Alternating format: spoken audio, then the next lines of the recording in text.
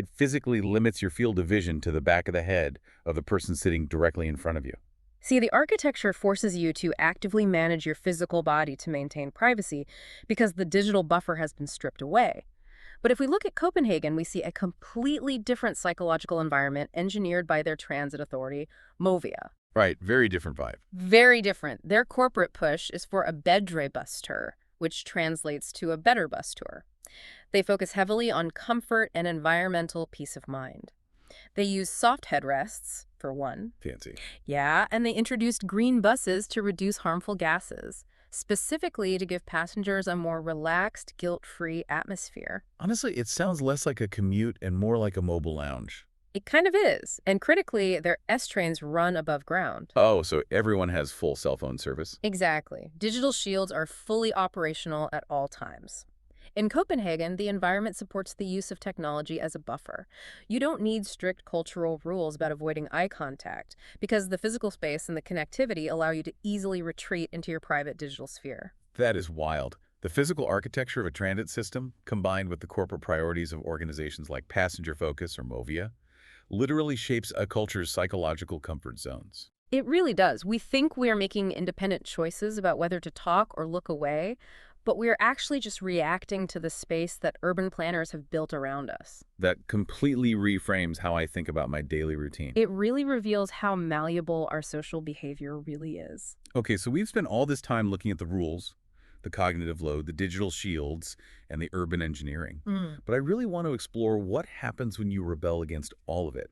What happens when you intentionally drop your shield, stop zoning out, and actually pay attention to the human beings sharing this space with you? To answer that, we turn to the personal diary of artist Nikki McCubbing. She undertook a listening residency with an arts organization called Metal on Liverpool's 86 bus. This spanned from November 2023 to April 2024. That's a long time to just ride a bus. It is. And her method was simple, but it goes against everything we've discussed so far. She stopped being a typical passenger. Yeah, instead of looking at her phone or agonizing over her grocery list, she just observed. She collected over 200 notes and 300 photos on her phone.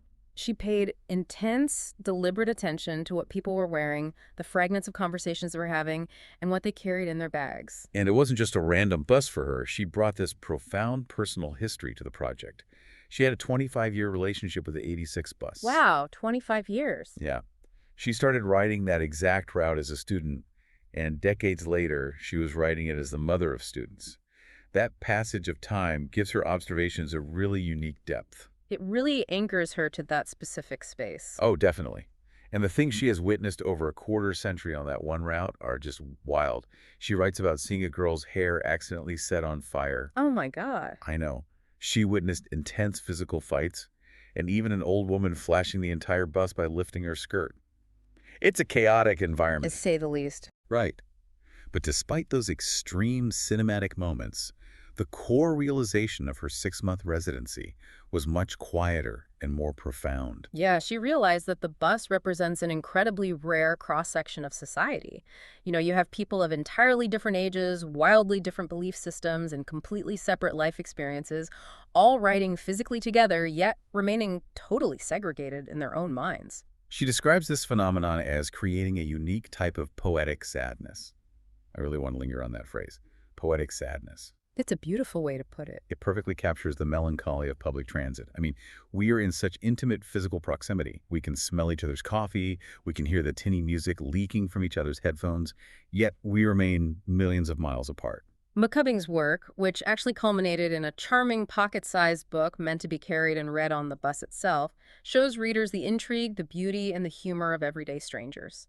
But functionally, what she is doing is providing the ultimate antidote to Irving Goffman's non-person treatment. Oh, that's a great connection. By truly looking at people, noticing the scuff on their shoes, the exhaustion in their eyes, the specific way they hold their bags, she is actively restoring their humanity. She turns the commute from a grueling chore into a moving museum of human experience. She's turning non-persons back into people, simply by choosing to witness them. It demands a higher level of cognitive engagement, for sure, but it cures the alienation of the space. So what does this all mean for you the next time you're standing at a bus stop? We've covered a lot of ground today. You really have. We started by decoding the highly choreographed, polite phrases we use to establish safe zones, like complaining about the weather.